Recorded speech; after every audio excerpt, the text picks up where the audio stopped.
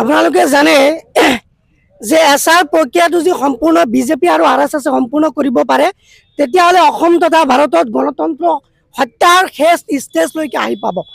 আপোনালোকে জানে যে যি ধৰণে মানুহক এছআৰৰ ধৰণে ভুৱা অবজেকশ্যন দিছে, অবজেকশ্যনকাৰীসকলে কোনো ধৰণে জ্ঞাতো নহয় যে তেওঁলোকে অবজেকশ্যন দিছে, কিন্তু সেই ভিত্তিত মানুহক যি ধৰণে মানসিক নিৰ্যাতন চলাই ভোটাৰ তালিকাৰ পৰা নাম কৰ্তন কৰি আছে, ইয়াক আমি ছাত্ৰ মুক্তি সংগ্ৰাম সমিতিয়ে ধিক্কাৰ জনাইছো।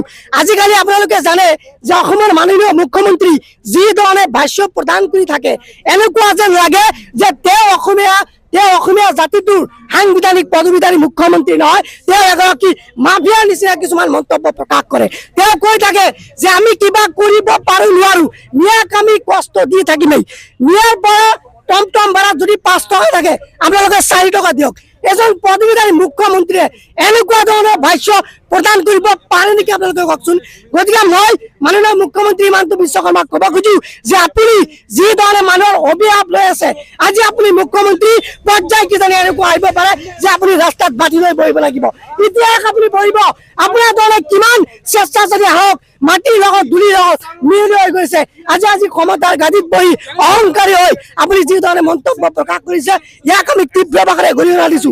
আৰু এটা কথা খুব স্পষ্টকৈ আমি ছাত্ৰ মুক্তি সংগ্ৰাম সমিতিয়ে ক'ব খোজো যে যেতিয়ালৈকে অসম তথা ভাৰতত এজনৰ বৈধ ভাৰতীয় মানুহৰ নাম ভোটাৰ তালিকাৰ পৰা কৰ্তন কৰা হ'ব, তেতিয়ালৈকে আমি ছাত্ৰ মুক্তি সংগ্ৰাম সমিতিয়ে অসমত ইলেকশ্যন হ'বলৈ নিদিওঁ। আমি যিকোনো পৰ্যায়লৈকে যাবলৈ সাজু আছো। আমাক যদি গুলি কৰি হত্যা কৰা হয় আমি হত্যা হ'বলৈ সাজু আছো, আমাক যদি ফাঁচি দিয়া হয় আমি ফাঁচি তুলিবলৈ সাজু আছো, কিন্তু ভাৰতীয় বৈধ মানিত মানুহক এজনৰ ভোটাৰ তালিকাৰ পৰা নাম কৰ্তন কৰিবলৈ দিয়া নহ'ব। খুব স্পষ্ট ভাষাৰে সকিব দিছো। জয় অসম, ইনকিলাব, মুৰ্দাবাদ।